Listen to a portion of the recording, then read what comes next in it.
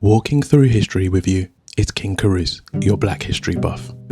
Today, we're shining a light on Dr. Harold Moody, a man who fought racism with unity and determination. Born in Jamaica in 1882, Moody came to London to study medicine in 1904. Despite finishing the top of his class at King's College, he faced a harsh reality. Hospitals wouldn't hire him because of the colour of his skin. Did he give up? No way. Moody set up his own practice in Peckham, becoming a respected doctor and community leader.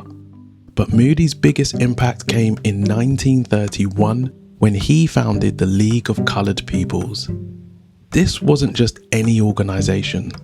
The League fought against racial prejudice in all its forms, from challenging discriminatory practices in the armed forces to supporting students facing racism.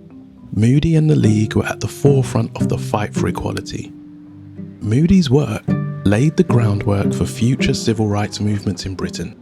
He showed that organised, peaceful resistance could make a real difference.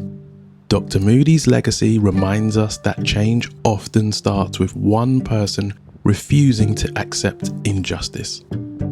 This is part of our 31 Days of Black British History series. Next week, we're heading to Instagram for more inspirational stories.